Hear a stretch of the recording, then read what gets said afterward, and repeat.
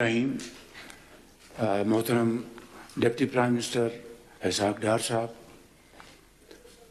محترم chief army staff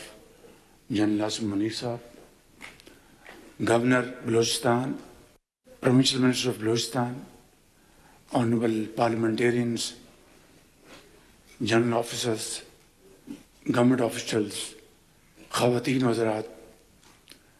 السلام علیکم۔ آج ہم ایسے موقع کے اوپر اکٹھے ہوئے ہیں جس پر پوری قوم اشک بار ہے اور دلگیر ہے کہ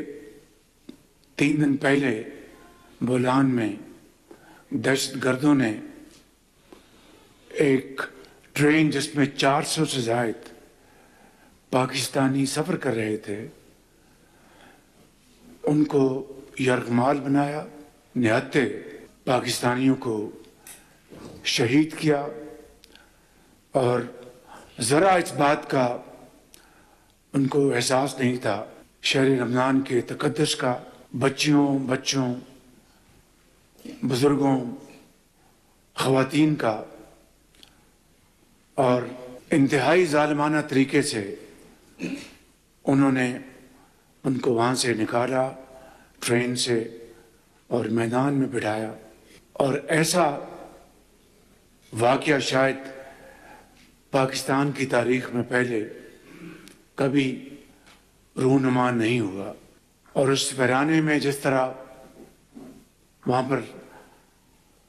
بے یار و مددگار مسافر بیٹھے تھے جو کہ اپنے گھروں پہ جا رہے تھے عید منانے کے لیے، کچھ پنجاب میں، کچھ کے پی میں، اور مختلف پاکستان کے علاقوں کی طرف لوٹ رہے تھے، اس میں فوجی جوان بھی اس میں موجود تھے۔ اس کے بعد جس طریقے سے ان دہشت گردوں کو نپٹنے کے لیے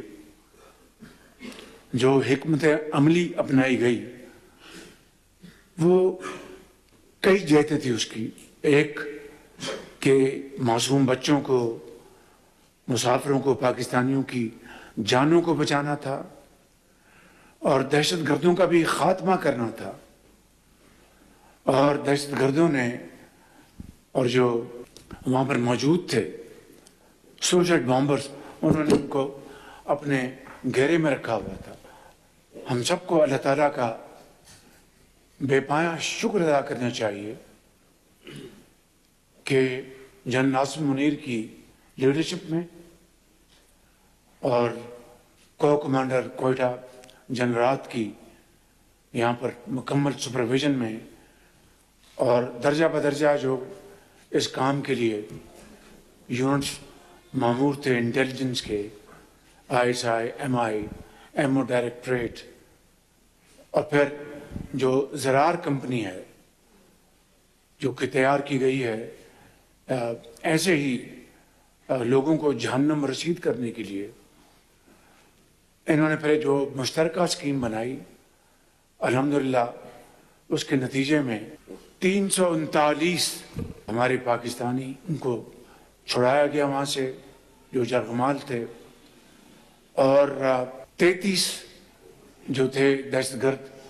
ان کو جہنم رسید کیا گیا۔ ابھی ہماری کو 2-2.5 گھنٹے کی پریزنٹیشن ہوئی ہے اور گفتگو بھی ہوئی، اس کے بعد ہم ہسپتال میں زخمیوں کی عیادت کرنے گئے تھے۔ اس سے پہلے میں جو زرار یونٹ جو دہشت گردی کے خلاف بنایا گیا ہے ان کے افسروں اور جوانوں سے میں نے خطاب کیا، اور ان سب کو دل کی اتھاہ گہرائیوں سے اپنی طرف سے، حکومت پاکستان کی طرف سے، اور 24 کروڑ عوام کی طرف سے، خاص طور پر بلوچستان کے عوام کی طرف سے ان کا شکریہ ادا کیا، اور ان کی جرأت، جواں مردی اور ان کی دلیری کی تحسین کی۔ میں سمجھتا ہوں کہ آج میرے بھائی اور بہنوں، آج تو ہم نے ان بے رحم درندوں سے ان معصوم پاکستانیوں کی جان چھڑا لی، مگر خدا نخواستہ پاکستان ہم سب کسی ایسے دوسرے حادثے کے متحمل نہیں ہو سکتے۔ اس کے لیے ہمیں سب کو مل کر اپنا حصہ ڈالنا ہے۔ بلوچستان کی حکومت کو، بلوچستان کے اکابرین کو، بلوچستان کے عوام کو اور صوبہ پنجاب، سندھ، کے پی اور وفاقی حکومت کو، سب کو مل کر اس میں اپنا حصہ ڈالنا ہے۔ میں جہاں پر یہاں مکمل طور پر تحسین پیش کروں گا چیف منسٹر بلوچستان کی کمٹمنٹ، ان کی حکومت کی کارکردگی۔ میرے دوستوں، بھائیوں، بزرگوں اور بہنوں، بلوچستان کی ترقی اور خوشحالی جب تک کہ باقی صوبوں کے ہم پلہ نہیں ہوگی، میں بلا خوف تردید یہ کہنا چاہتا ہوں کہ وہ پاکستان کی ترقی نہیں ہوگی، وہ پاکستان کی خوشحالی نہیں ہوگی۔ اسی طریقے سے جب تک کہ صوبہ کے پی اور بلوچستان میں دہشت گردی مکمل طور پر ختم نہیں ہوگی، پاکستان میں امن قائم نہیں ہو سکتا۔ آپ کو اچھی طرح علم ہے کہ 2021 کے بعد، کیونکہ 2018 میں دہشت گردی کا خاتمہ ہو گیا تھا، ڈاکٹر مالک اس کی گواہ ہیں، قدوس صاحب اس کی گواہ ہیں، آپ سب اس کی گواہ ہیں، اور 80,000 پاکستانیوں کی جانوں کا نذرانہ پیش کرنا پڑا۔ 30 ارب ڈالر کی معیشت کو تباہ کن نقصان پہنچا، اور نواز شریف صاحب اس وقت وزیر اعظم تھے، اور افواج پاکستان کی عظیم قربانیوں سے اور پولیس اور لا انفورسنگ ایجنسیز کے علاوہ عام شہریوں کی قربانیوں سے یہ امن قائم ہوا۔ اور دوبارہ اس ناسور نے سر کیوں اٹھایا؟